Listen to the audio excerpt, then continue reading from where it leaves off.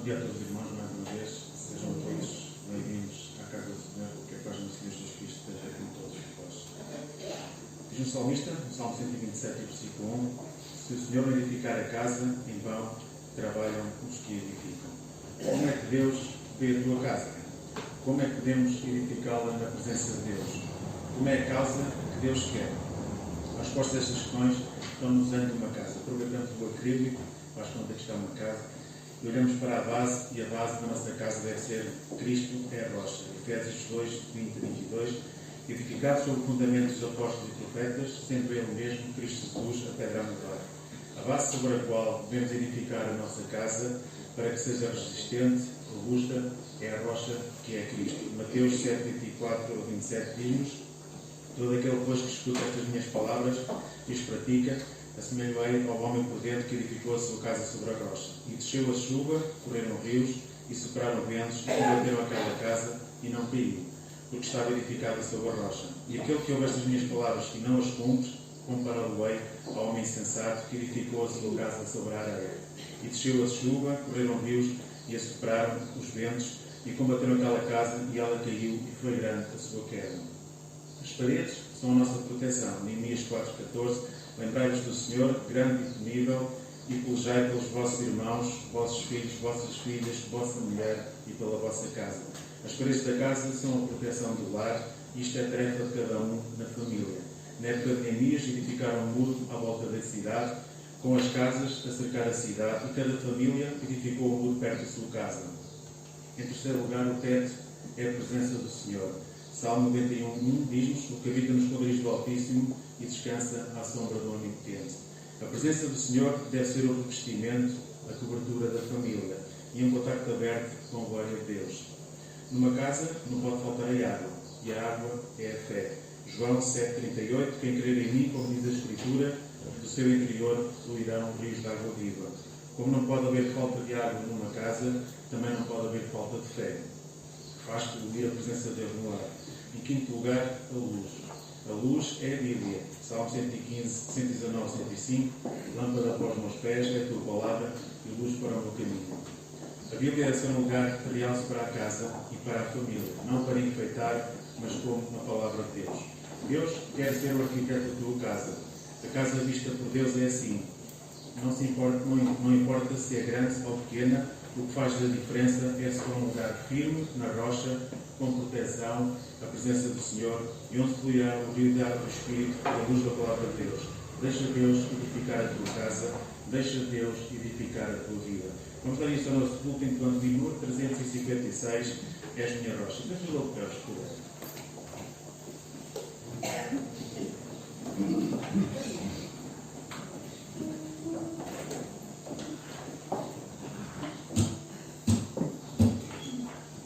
Oh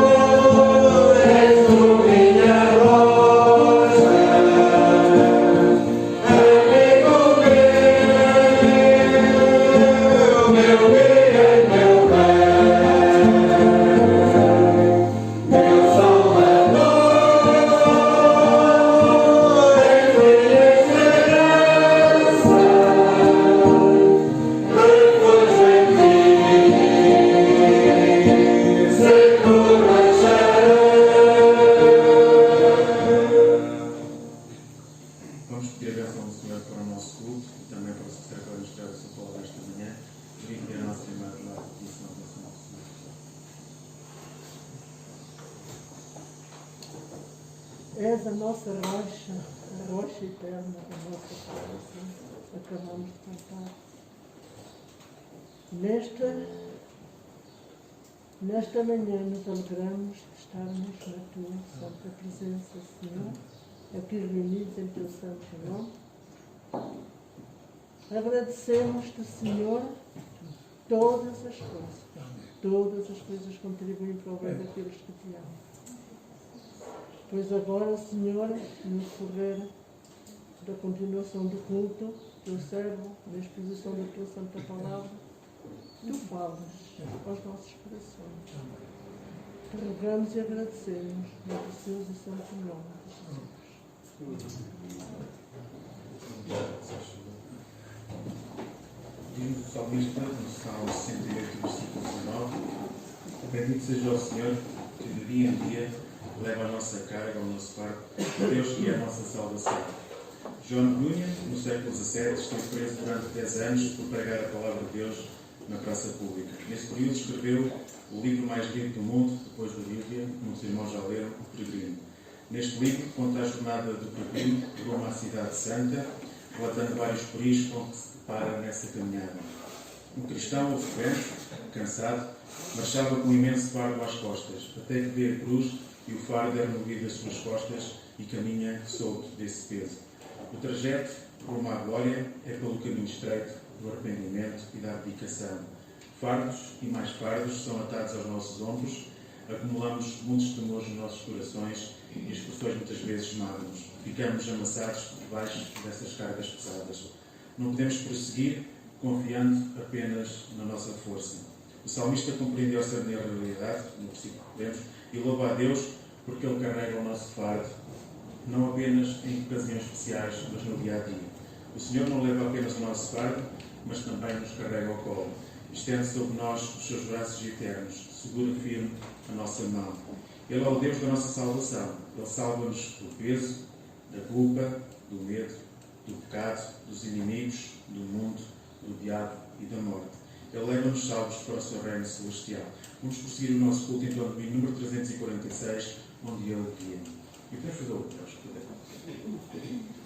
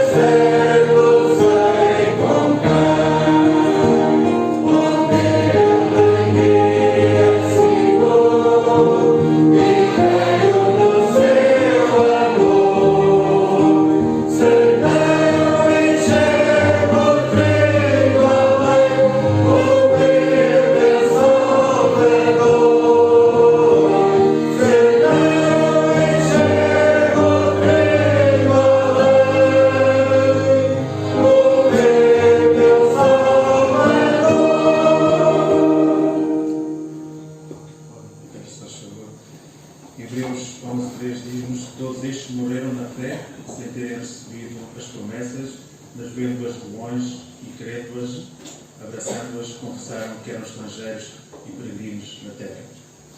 Abraão, Sara, Isaac e Jacó morreram sem tomar posse da terra promessa. Lemos isso no versículo 9 deste capítulo de Hebreus. Eles ficaram desiludidos ou frustrados por causa disso? Não. Pela fé tinham certeza que Deus cumpriria a sua promessa. Até que ocorresse esse momento, estavam preparados para peregrinar através da terra prometida como estrangeiros e peregrinos. Versículo 13. Não eram estrangeiros por virem de outro país, mas porque ainda não tinham tomado posse do seu novo país. Nenhuma nostalgia pela terra de origem fez com que os patriarcas voltassem para Arã. Pela fé e pelo desejo de uma pátria, eles valorizavam a ideia da pátria celestial e da cidade que Deus tinha preparado para eles. Versículo 16. Estrangeiros e peregrinos é a condição de todo cristão verdadeiro neste mundo, pois a nossa cidade está nos céus, de onde também esperamos o Salvador, o Senhor Jesus Cristo. Filipenses 3:20. Nós somos participantes da vocação celestial. Hebreus 3:1. No que diz respeito ao nosso lugar e desejo, não somos mais cidadãos deste mundo, mas embaixadores por parte de Cristo, representando outro país e resplandecendo como astros no mundo. 2 Coríntios 5:20 e Filipenses 2:15. O nosso lar está onde Cristo está. Portanto, vamos prosseguir para o alvo pelo prémio da soberana vocação de Deus em Cristo Jesus. Filipenses 3:14. Vamos ir para o 255, quais perguntas? E depois vou novamente para o pé. Faz favor. 255.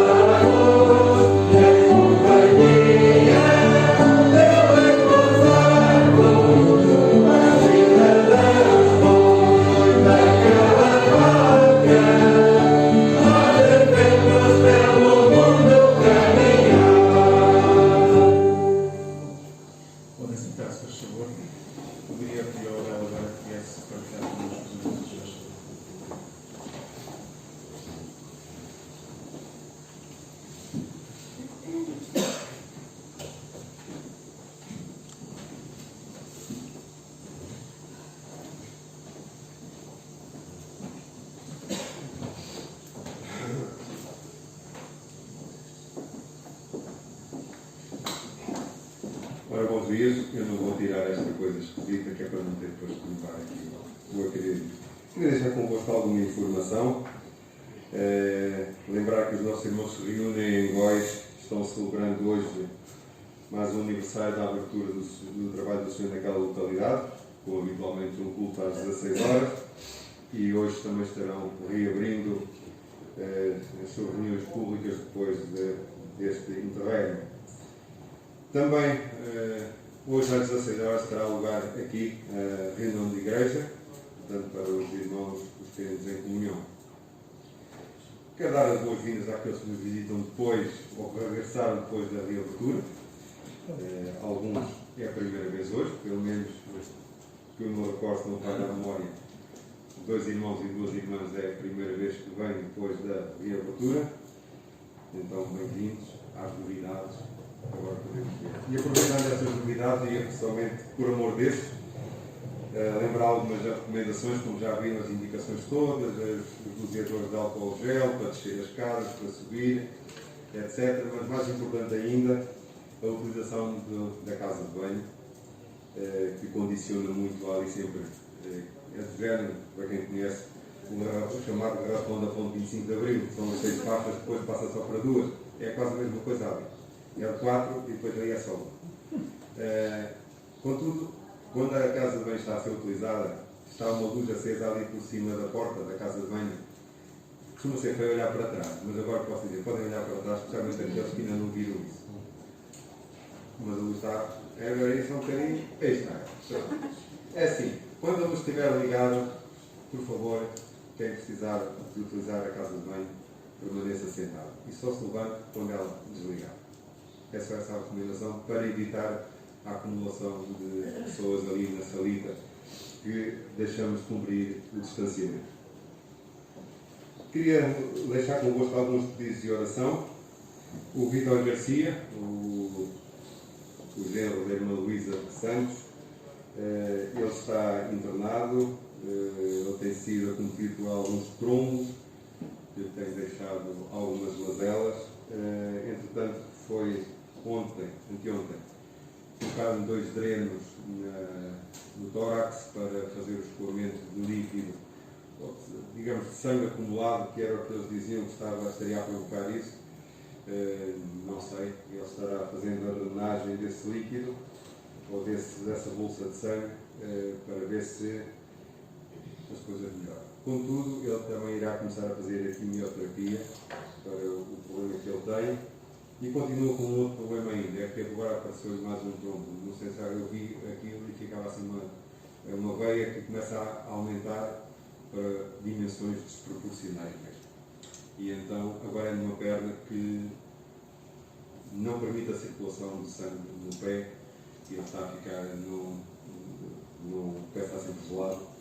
Por isso, eventualmente, pode ser que a drenagem daquele sangue possa aliviar isso. Mas não nos esqueçamos de orar pelo Vítor, para que o Senhor possa dar-lhe força e animá-lo, apesar das circunstâncias. Também a nossa irmã Luísa carece das nossas orações, não tendo condições para se reunir aqui, assim como a nossa irmã Rosa Vicente também. A sua idade e o esforço de vir até cá não pouco.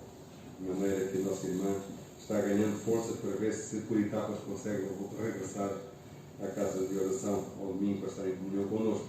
Mas o nosso irmão Feliciano e a irmã Adelaide já estão connosco. O nosso irmão Feliciano, para estar connosco, é porque já está melhor, pelo menos um pouquinho melhor. O Senhor também se tem compadecido dele, assim como de todos nós. Deixei em alguns bancos o exemplar do boletim informativo, do último número. Portanto, o boletim que tiver nesse banco podem levá-lo. E quem não tiver o exemplar do banco e ainda não tiver, faça favor, ao sair, peça, que eu tenho ali alguns exemplares e posso dar para levar. E creio que, além da informação dos pedidos de oração que o Miguel está projetando, creio que não é só, não sei se a informação já chegou a todo, mas a nossa irmã Nina já não está, ela está ali na Fernando Magalhães, numa casa de cuidados continuados, assim como o nosso irmão João Barandas também não está internado no hospital, também está na residência de Montepiso, não estou aí. Por isso, não nos esqueçamos também de interceder ao Senhor pelos nossos irmãos. Obrigado.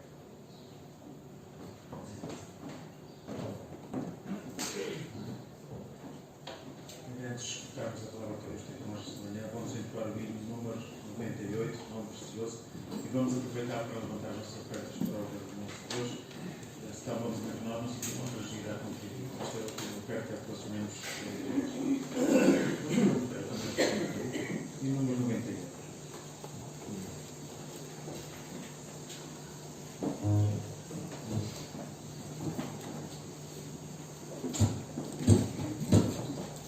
Thank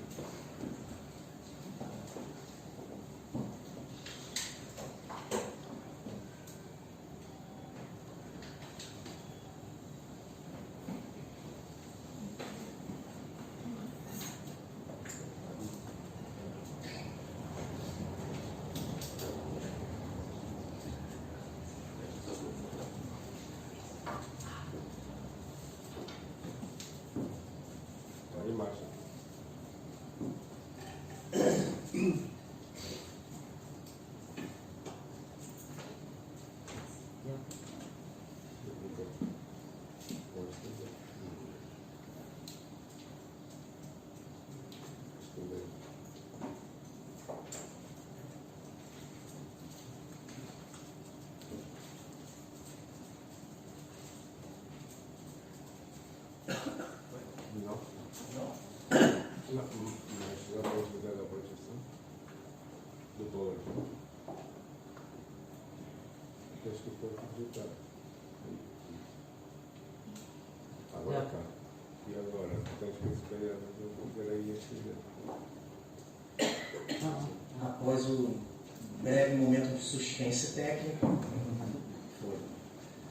Bom dia, meus irmãos. Bom estar aqui de volta, que a graça e a paz do nosso Senhor e Salvador Jesus Cristo esteja com todos nós hoje e para todo sempre. Deus colocou no meu coração, meus irmãos, a falar sobre evangelização fundada no Evangelho. Falar sobre evangelização, que talvez seja uma das coisas mais complexas para a igreja hoje. E complexo pelo seguinte, eu vou usar o texto de Ezequiel, finalzinho do capítulo 2 e o comecinho do capítulo 3. É difícil falar das coisas de Deus em alguns momentos pela seguinte razão, ou pelas seguintes razões. O que eu falo? Como eu falo? Em qual momento eu falo? O que eu devo dizer quando a reação não for muito agradável? O que eu devo dizer quando a reação for agradável? Como eu digo isso no ambiente de trabalho? Como eu evangelizo na família? O que eu devo fazer? Qual reação eu devo ter? E principalmente como eu fico, como meu coração fica quando a mensagem não é inicialmente muito bem recebida. E eu posso falar isso com bastante tranquilidade, porque eu sempre fui minoria nos locais que eu trabalhei, né? Minoria cristã, e é difícil. É difícil. Hoje aqui somos maioria, né? Mas aí não vale, né? Não conta, estamos em igreja e nem sempre é assim. Vamos lá então. Olha só. O que o passado pode nos ensinar sobre comunicar o Evangelho?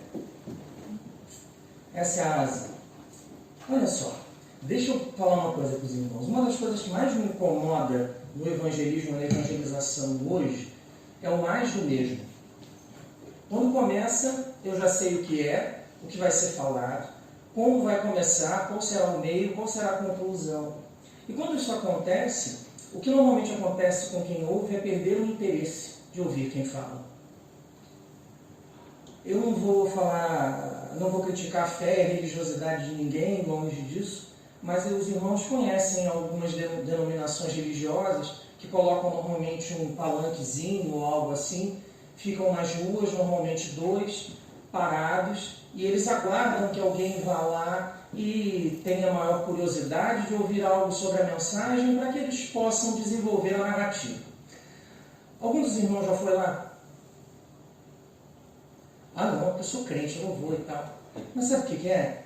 É porque quando eu conheço o formato, quando o formato é sempre o mesmo, aquilo não desperta em mim o mesmo interesse que poderia despertar se o formato ou a mensagem chegasse a mim de outra forma. Agora, como eu faço para entregar uma mensagem genuína, evangelística, cristã, sem adulterar o texto e sem inventar coisas que, na verdade, de Bíblia nada possuem? Esse é o problema. Alguns, conscientes de que o formato nem sempre é o mais agradável, inventam coisas ou trazem formatos que de Bíblia e de Deus não tem nada. Mas olha só, vamos pensar no passado. Viaja comigo aqui para o século VIII e para o século VII a.C., lá para o Oriente Médio, para o território palestino. Nesse período no território palestino, um império dominava, que era o Império Assírio, tá? Porque ele possuía um exército profissional e ele conseguia, com base nesse exército profissional, muitas conquistas territoriais. Então, ele, por mais de 2 séculos, dominou a região da Palestina. Calma que nós vamos chegar na evangelização. O domínio era tão grande que os reinos que se levantavam contra o domínio assírio eram exterminados. E o exemplo na Escritura que fala sobre isso é o reino do norte, o reino de Israel, que foi destruído pela Síria no ano 722 a.C. Só que o que acontece? Na virada do século VII para o século VI a.C., finalzinho do século VI, do meio para o final, duas potências começam a ameaçar a Síria. Uma era o Império Babilônico e outra o Império Egípcio, ou Egito. E o que acontece? Essas duas potências ficam ali muito próximas de onde hoje é o território de Israel, do Estado de Israel, a partir de 1948, mas especificamente no local onde era o antigo território de Judá. O Reino do Norte havia desaparecido, só sobrou o Reino do Sul, Judá. E o que acontece? Quando nós temos dois poderosos no mesmo local brigando por poder, eu tenho que escolher a quem eu vou me aliar. Se eu não escolho a quem eu vou me aliar, a tendência natural é de que eu enfrente um determinado problema. E Portugal sabe bem o que é isso, porque Portugal flertou ali no século XIX um pouquinho com a Inglaterra, um pouquinho com a França, um pouquinho com a Inglaterra, um pouquinho com a França, a ponto de não agradar ninguém e a família real teve que se refugiar no Brasil por um determinado período de tempo. Aconteceu a mesma coisa com o Reino de Judá. Judá flertava uma hora com a Babilônia, uma hora com o Egito, uma hora com a Babilônia, uma hora com o Egito. Em determinado momento, Nabucodonosor, o governante da Babilônia, falou o seguinte: olha, acabou, eu vou invadir. E aí ele invade o Reino do Sul e faz uma deportação inicial. Só para resumir, o Reino de Judá ele sofre 3 deportações. Na terceira e última deportação, o templo é destruído e a cidade é arrasada e as muralhas também.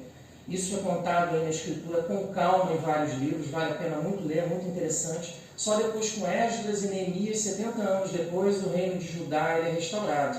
Mas ele nunca mais teve autonomia, né? Seja por várias invasões, e só volta a ser um reino com uma certa autonomia a partir do século XX. Né? Então, o que acontece? Nabucodonosor invade o Reino do Sul.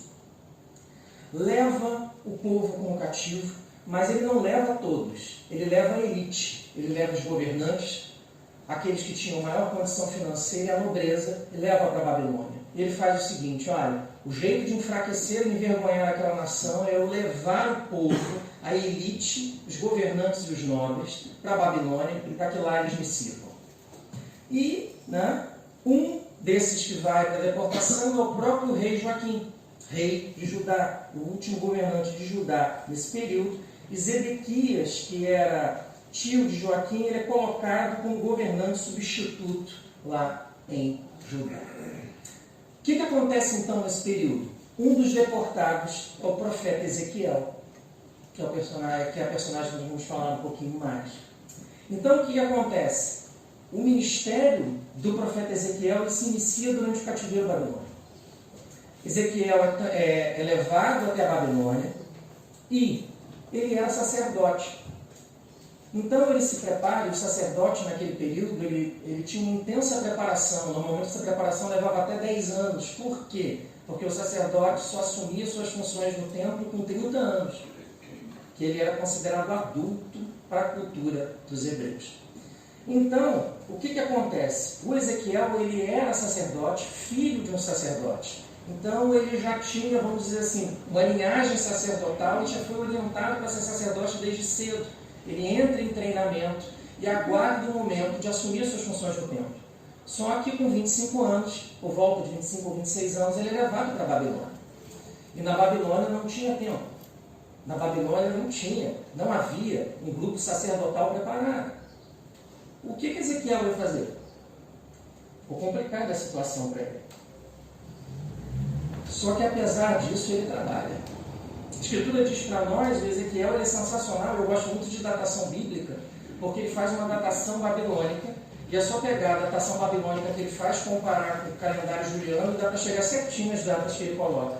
Ele exerceu o ministério dele de 31 de julho de 593 a.C. a 26 de abril de 571 a.C., quando ele tinha 52 anos. Ele teve um ministério de mais ou menos 22 anos. Alguns colocam um pouquinho mais, um pouquinho menos, e acredita-se que ele tenha morrido com 53 anos em 570 a.C. na Babilônia. Ele não volta para Jerusalém. Ok? Ele era casado.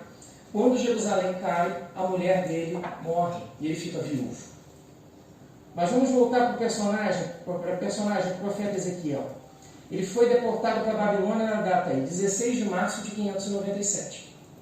Acabou a profissão, acabou o templo, acabou tudo. Ele foi com a leva daqueles que eram considerados os mais importantes do povo e vai para a Babilônia. Vamos lá. Os judeus passaram a morar numa espécie de bairro separado, próximo à Babilônia, próximo ao rio Eufrates, num local em que havia um rio, ou melhor, um canal de irrigação que eles chamavam de rio Quebar, mas na verdade não era um rio, era um canal de irrigação. Problemas. Quais eram os problemas? Primeiro, os judeus eles tinham um péssimo hábito. Eles acreditavam que Deus nunca castigaria Jerusalém, porque Jerusalém era a cidade de Deus. Então ele não podia fazer nada contra a cidade que era dele. Então eles achavam que o juízo de Deus nunca ia chegar. Chegou. E eles foram deportados para a Babilônia e a cidade de Jerusalém ficou praticamente vazia. Segunda coisa, o legítimo rei e os nobres já haviam sido levados para a Babilônia, então o estado de Judá estava acéfalo. Ninguém estava lá para governar ou para tomar as decisões ou tomar conta das atividades. O estado ficou acéfalo. Outros problemas desse período que foram enfrentados aqui. Qual era a distância do cativeiro para o local original dos judeus? Distância entre a Babilônia e Jerusalém. Em uma linha reta, mais ou menos 1.100 quilômetros.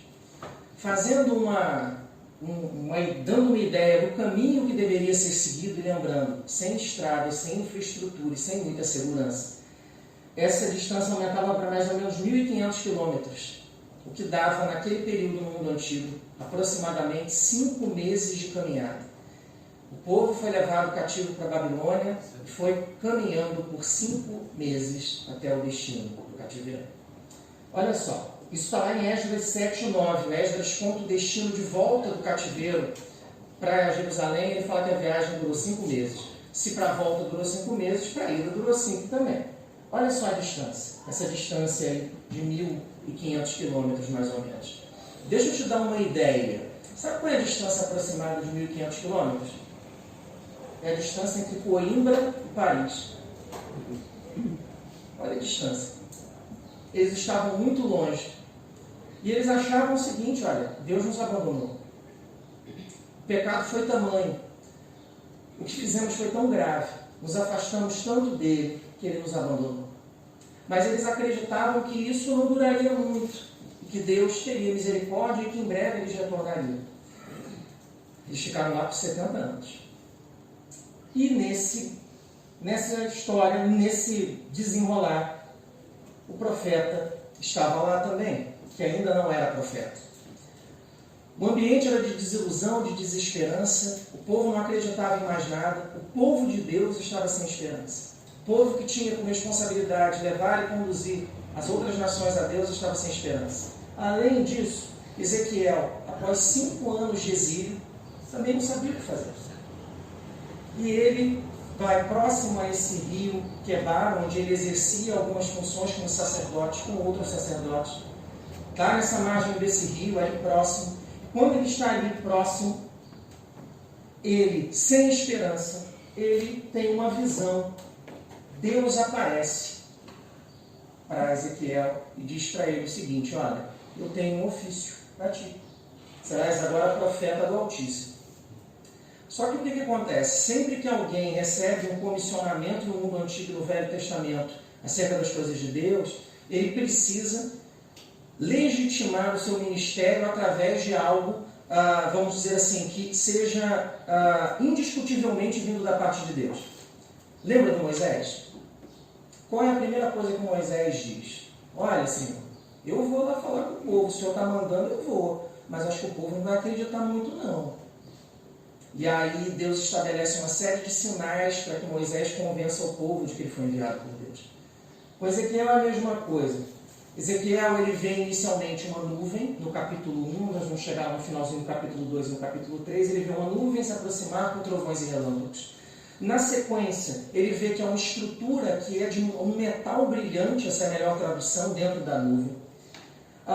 E ele vê dentro da nuvem 4 rodas, com 4 seres viventes e um carro.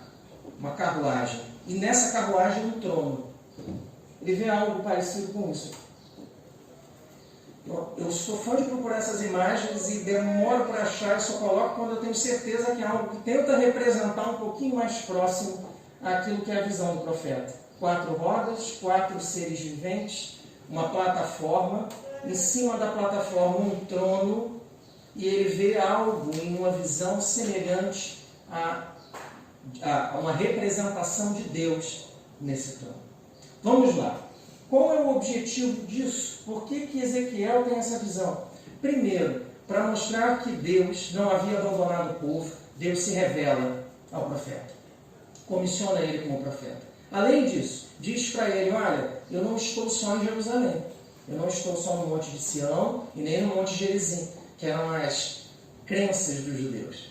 Não, Deus está em todos os locais. E aí ele se apresenta numa carruagem com rodas, para mostrar que Deus se desloca para onde Ele quer e que Ele não ocupa um local específico, Ele também estava na Babilônia. Esse era o significado da visão que o profeta Ezequiel teve.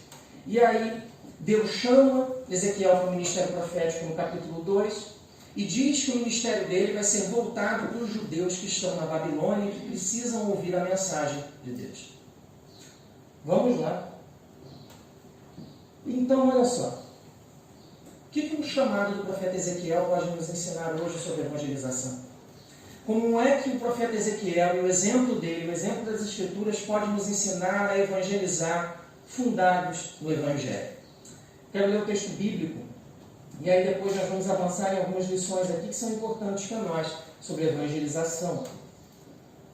O texto é o que está aqui em Ezequiel, capítulo 2, versículos 8 a 10, e pulando um pouquinho no versículo 3, 1 a 4. São poucos versículos. Eu vou ler aqui e o irmão ainda não pode acompanhar por aí. Ezequiel 2, 8 a 10 e capítulo 3, versículos 1 a 4. Diz a palavra do Senhor para nós. Tu, ó filho do homem, ouve o que eu te digo. Não se insurjas como a casa rebelde. Abre a boca e come o que eu te dou. Então vi, e eis que certa mão se estendia para mim, e nela se achava o rolo de um livro. Estendeu diante de mim, e estava escrito por dentro e por fora. Nele estavam escritos lamentações, suspiros e ais. Ainda me disse, filho do homem, come o que achares, come este rolo, vai e fala à casa de Israel. Então abri a boca, e ele me deu a comer o rolo. E me disse, filho do homem, dá de comer ao teu ventre, e enche as tuas entranhas deste rolo que eu te dou. Eu comi, e na boca me era doce como o mel. Disse-me ainda, filho do homem, vai e entra na casa de Israel, e dize-lhe as minhas palavras. Vamos orar? Senhor, nós te agradecemos, Pai, por mais uma vez, pelo privilégio de estarmos na Tua casa novamente. Muito obrigado, Senhor. Sentimos falta, estamos felizes porque estamos juntos aqui, apesar do distanciamento que é obrigatório, das máscaras que incomodam, do calor, que hoje faz um pouquinho mais, mas somos gratos porque o Teu Espírito é que nos motiva a vir à Tua casa. Somos gratos pela salvação, pela Tua misericórdia, por Tua vida, Senhor, por vida que o Senhor nos concedeu. E te pedimos, Pai, que a Tua palavra nos ensine acerca de algo que é muito complicado para a igreja hoje em dia, que é a evangelização. Nos ensina por meio da Tua palavra, que te pedimos e agradecemos em nome de Jesus. Amém. Meus irmãos, o que o chamado de Ezequiel pode nos ensinar sobre evangelização hoje? Um homem que vê um carro com Deus no trono, Deus aparece para Ezequiel, dá um rolo para ele, um livro da lei, escrito por dentro e por fora, e fala, se alimente do rolo, antes de evangelizar. E aí ele se alimenta, diz que isso faz muito bem a ele, é como se fosse mel doce ao ventre dele, e aí Deus gira para ele e fala, agora vá e evangeliza a casa de Judá. Ele se refere como Israel, mas é Judá, na verdade. Que lições esse texto pode nos ensinar acerca da evangelização? Primeira delas, meus irmãos, que eu separei aqui, olha só. Pregar o Evangelho é falar sobre a palavra de Deus de forma clara, objetiva e verdadeira. Pregar o Evangelho, evangelizar, é falar das coisas de Deus de forma clara, objetiva e verdadeira. Olha o que o texto diz aqui, no versículo 8 e 9. Deus se dirigindo a Ezequiel: tu, ó filho do homem, ouve o que eu te digo. Não se insurjas como a casa rebelde, abre a boca e come o que eu te dou. Sabe o que Deus está falando aqui para ele? Diz assim: olha, não rejeite a mensagem, se alimente da palavra de Deus. Então vi e eis que certa mão se estendia para mim, e nela se achava um rolo de um livro. Sabe qual é o problema? É que quando a igreja se depara com a dificuldade de levar a palavra de Deus, ela tem que inventar. E ela inventa determinadas coisas que podem até funcionar, mas que de Bíblia não tem por nada. Olha, invenções contemporâneas da igreja em evangelização: lenço ungido, rosa ungida, banho com sal grosso. Tem pior, né? Eu nem vou falar, vou parar por aqui que já está bom. Isso está nas Escrituras? Isso de alguma forma traz alguém para Deus? Meus irmãos, é lógico que os símbolos ou determinada ritualística têm a possibilidade de despertar a tua curiosidade. Se eu apresento essa garrafinha assim, ela tem um impacto. Se eu coloco uma embalagem mais bonitinha nela, ela tem outro impacto. Mas o que interessa no Evangelho, vou desobedecer as regras, vou ficar aqui do lado de fora. O que interessa para o Evangelho não é a embalagem, é o conteúdo, é a água da vida que está aqui dentro. E o problema é que a igreja se depara o tempo inteiro com isso. Ela precisa modificar a embalagem, mas ela não pode modificar o conteúdo. Porque se ela modifica o conteúdo não serve para isso. Ele não mata a sede da alma. Agora, isso é fácil? Não. Como é que Ezequiel conseguiu fazer isso?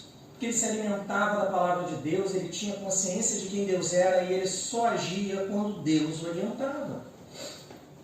Essa é a dificuldade da igreja hoje. Monta-se planos evangelísticos maravilhosos em determinados locais e eles acabam nem sempre dando o resultado esperado. Billy Graham, que talvez tenha sido o grande evangelista do século XX, disse uma coisa que ficou marcado para mim com toda certeza. Ele disse o seguinte: olha, se eu pudesse rever o meu ministério, eu não investiria tanto nas cruzadas evangelísticas, eu investiria no treinamento de líderes para que esses líderes próximos de outras pessoas pudessem modificar a realidade com maior facilidade. Será que a evangelização é encher o estádio aqui com muitas pessoas e falar de Deus? Será que é isso? Ou será que falar do Evangelho é falar de maneira clara, objetiva e verdadeira com a tua vida para que o outro entenda quem Jesus é? Esse talvez seja um dos grandes problemas da nossa evangelização. É uma evangelização teórica. Eu sou crente na prática. Eu conheço a Bíblia, eu sou crente na teoria. Eu conheço as Escrituras, eu conheço o plano da salvação. Eu sei quem Jesus é, eu sei o que Ele fez por mim. Eu sei que Ele vai voltar. Ok. Mas como isso muda a minha vida? Como isso muda o meu comportamento, os meus valores? E como isso impacta a vida de quem está próximo a mim? Para encerrar, eu vou fazer só uma pergunta para nós pensarmos. Qual é a relevância que nós, como comunidade cristã, temos feito aqui, no local onde estamos? Qual é a relevância que nós, como cristãos individuais, temos na nossa casa, no nosso trabalho, na nossa profissão e na vida de quem amamos? Talvez esse seja um grande obstáculo para a evangelização. A teoria, não a prática do cristianismo. Vamos avançar? Evangelização. O evangelho ele é extenso e ele não fala só de alegrias. Essa é a segunda lição desse texto e que o profeta Ezequiel e a Escritura têm a ensinar para nós. O evangelho é extenso e ele não fala só de alegrias. O evangelho não é só alegrias. Olha só o que o texto diz, Ezequiel 2,10. Estendeu diante de mim e estava escrito por dentro e por fora, e nele estavam escritos lamentações, suspiros e ais. Deus estende o rolo da palavra para o profeta Ezequiel. Ele olha e ele vê primeiro o seguinte: o rolo está escrito por dentro e por fora. Um rolo normalmente ele é escrito só por dentro, mas quando tem o significado de que o rolo é escrito por dentro e por fora, e lá em Apocalipse, no capítulo 4 e no capítulo 5 fala de um rolo na mão de Deus, escrito por dentro e por fora, quer dizer que tudo está escrito, ou muita coisa já está escrita. Então a questão toda é a seguinte: o que devemos falar já está escrito. Como devemos agir já está escrito. Como devemos nos comportar já está escrito. E mais, quando eu levo a mensagem, essa é a grande questão. O Evangelho ele é pleno, mas ele não é só de alegrias. Ser cristão é fácil? Depende. Ser cristão é fácil? Seguir o Evangelho é fácil? Obedecer às coisas que Cristo determina é fácil? Não. E quando eu levo a mensagem, eu não posso deixar de omitir isso. Primeiro, preciso pregar o Evangelho de forma clara, de forma genuína, de forma verdadeira. Segundo, eu não posso omitir que o Evangelho não é só de alegrias. Ele é feito de dificuldades, de provações também. Voltando para o livro da Revelação.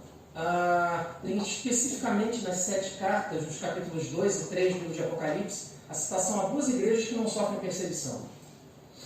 Sabe por que elas não sofrem perseguição? Porque elas não cumprem mais o seu papel. Sempre que o cristão não cumpre mais o seu papel, vira fácil, se torna fácil ser cristão. Quando o cristão cumpre o seu papel, se torna difícil ser cristão. Terceira lição, meus irmãos. Para a evangelização. Para nós evangelizarmos, sabe o que é necessário? Conhecer o Evangelho. Para evangelizar, eu preciso conhecer, porque eu não posso dizer a alguém, algo a alguém, sem que eu primeiro o conheça. Eu preciso conhecer o Evangelho. Olha o que o texto diz aqui para nós, capítulo 3, versículos 1 a 3, do profeta Ezequiel. Ainda me disse, continuação, filho do homem, come o que achares, come este rolo, vai e fala à casa de Israel. Deus diz o seguinte: olha, isso é uma alegoria, para que você, Ezequiel, esteja habilitado a falar ao povo de Deus, você precisa comer a palavra, se alimentar da palavra, conhecer o texto. Depois você está habilitado. E aí diz aqui, versículo 2, então abri a boca e ele me deu a comer o rolo. Versículo 3, e me disse, filho do homem, dá de comer ao teu ventre, e enche as tuas entranhas deste rolo que eu te dou. E eu o comi, e na boca me era doce, como o mel. Olha, antes de continuar, por favor, não coma a sua Bíblia, literalmente. Tá? Eu sei que há um tempo atrás eu ouvi uma história de um que ele disse que Deus falava através das Escrituras. Então ele fazia o seguinte, ele encostava aqui a Bíblia, né? Aqui, e falava assim, fala papai, fala, tá? Para ver se Deus falava alguma coisa com ele. Tá? A brincadeira da parte, né? E essa não era brincadeira, essa que eu disse não é brincadeira, que olha que é verdade. Olha só, o texto diz sobre comer a palavra, mas o que ele quer dizer aqui é se alimente da palavra de Deus. Se alimente da palavra de Deus, para que com isso Deus te conceda sabedoria, armas, para que seja possível uma evangelização com maior qualidade. E aí assim, então tá bom, eu vou ler a Bíblia 5 vezes, aí eu estou habilitado, é isso? Não. Sabe por quê? Porque evangelização implica em dom também. Todos nós temos um ministério de evangelização, mas alguns evangelizam melhor, outros pior. Uns pregam melhor, outros não tão bem, uns cantam muito bem. Olha, meus irmãos, se eu for cantar alguma coisa aqui, só Deus para ter misericórdia. Não é. Deus não me concedeu o dom para isso. Vou cantar aqui alguma coisa, os irmãos vão embora, porque não voltam mais. Não vão marcar mais nada, ninguém vai fazer marcação prévia, nada disso. Cada um tem o seu próprio dom. Mas a evangelização, ela deve acompanhar a vida do cristão. Não teórica, não evangelização teórica, evangelização para a vida, evangelização prática. Teoria está cheia aí, é o que mais tem. Teoria é o que mais há no mundo. O que nós precisamos é evangelizar com a nossa vida. E para isso, precisamos conhecer o Evangelho. Última lição, esse texto diz para nós. Isso é importantíssimo. Sabe o que é? É que o Evangelho não é propriedade exclusiva da igreja. Ele precisa ser compartilhado. O Evangelho não é propriedade exclusiva da igreja. Eu vou falar de novo. O Evangelho não é propriedade exclusiva da igreja. Que péssimo hábito de que nós temos de achar que o Evangelho é propriedade exclusiva nossa. Não é. Ele é uma ferramenta para que as almas sejam alcançadas. Ele precisa ser compartilhado. Olha o que o texto diz aqui no versículo 4. 3:4, Ezequiel 3:4. Disse-me ainda: filho do homem, vai, entra na casa de Israel e dize-lhe as minhas palavras. Deus aparece para o profeta, diz a ele o seguinte: se prepare, se alimente da palavra, me busque orientação, com uma finalidade: levar a palavra para quem ainda não conhece, ou quem conhece quer conhecer mais. Essa é a função da igreja. A igreja hoje vive no modo sobrevivência. O que é o modo sobrevivência? Olha, vamos manter o que estamos aqui, cuidemos uns dos outros e tudo e tal. E os de fora? Nossa preocupação é dupla. Não é só com os que estão aqui dentro, mas com os que estão fora também. A preocupação é dupla. O ministério de Ezequiel ele era voltado para a casa de Israel, especificamente para os refugiados de Jerusalém. E o nosso ministério? Ele é voltado para quem? Quem nós devemos alcançar? Eu não sei, mas com certeza, com toda certeza, os irmãos convivem com pessoas que eu não convivo. E eu convivo com alguns irmãos que os irmãos não convivem. E é esse o local onde nós devemos mostrar como Cristo é. Mas não é com chatice. Eu vou falar de novo. Não é crente chato. Crente chato é uma coisa horrível. Só fala de inferno. Fala de inferno. Chato, ameaçador. Mostra um Jesus que é completamente distinto daquilo que a Escritura mostra. Não é assim. É diferente. Meus irmãos, quantas vezes eu me encontrei com pessoas que tinham um comportamento que me levava mais para próximo de Deus? Quantas vezes? Eu olhava e falava assim: poxa, esse menino, essa menina tem um comportamento que agrada a Deus, eu quero tentar seguir o que ele segue, fazer o que ele faz, tentar me aperfeiçoar, porque é possível, olha, ele faz assim. Isso é o maior evangelismo que existe. É mais do que decorar salmos, provérbios, tudo junto e repetir indefinidamente isso. É viver como Cristo quer que nós vivamos. Isso é evangelização genuína. O que o profeta Ezequiel tem a ensinar para nós? O que a Escritura e o livro de Ezequiel tem a ensinar para nós? O que o passado tem a ensinar para nós sobre evangelização hoje? Vamos concluir então, meus irmãos. Primeiro, pregar o Evangelho é falar sobre a palavra de Deus de forma o quê? Clara, objetiva e verdadeira. O Evangelho tem que ser claro, objetivo e verdadeiro. Não existe fórmula para o Evangelho. O Evangelho é o que é. Os homens se afastaram de Deus, precisam de Deus. Deus sabe disso, sabia disso. Encaminhou Jesus para que ele fizesse a reconciliação de Deus com o homem, porque o homem rompeu com Deus. Outra coisa, segunda lição, o Evangelho é extenso. Ele não fala só de alegrias. Não é só alegria. Ai, olha, hoje eu sou de Jesus, a minha vida é uma maravilha. Ganhei um carro novo, tenho 5 casas, estou muito bem financeiramente. É isso que o Evangelho é? Não, não é isso. Outra coisa, uma lição. Para podermos evangelizar, temos que conhecer o Evangelho. Se eu não conheço o Evangelho, como é que eu vou falar de algo que eu não conheço? Como é que eu vou falar de algo que eu não conheço? Quarta lição. O Evangelho não é propriedade exclusiva da igreja. Ele deve ser compartilhado. E aí a última que eu coloquei aqui. Sabe qual é? Nós devemos evangelizar com a nossa vida, e não de forma teórica. Evangelho é com a vida. Evangelho é comportamento. E o que mais impactava no ministério de Jesus, é claro, além das curas e dos milagres, era o fato de que se enxergava em Jesus um comportamento que não era normal.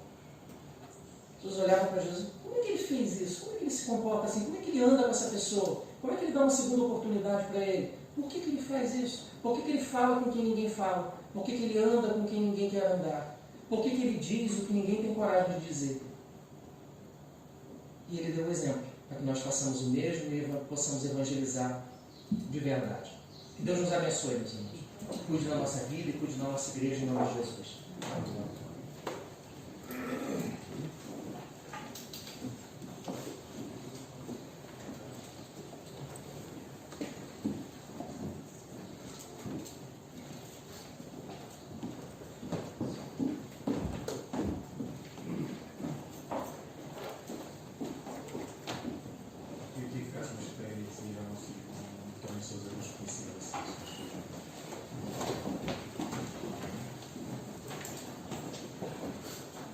Nosso Deus e Pai, te agradecemos por mais esta oportunidade que nos deste, Senhor, de estar reunidos na tua presença para meditar e estudar a tua palavra. Te agradecemos pelo pecado que nos trouxeste esta manhã, que cada um, Senhor, possa reter a tua palavra nos seus corações e, acima de tudo, Senhor, possa meditar nela e pô-la em prática na sua vida. Queremos, Senhor, mostrar aos outros que nos rodeiam aquilo que tu realmente és e aquilo que tens feito na nossa vida.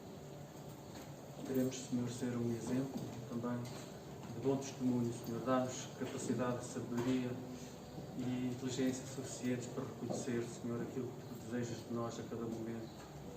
Nós te pedimos, Senhor, que sejas também com aqueles irmãos que faltam.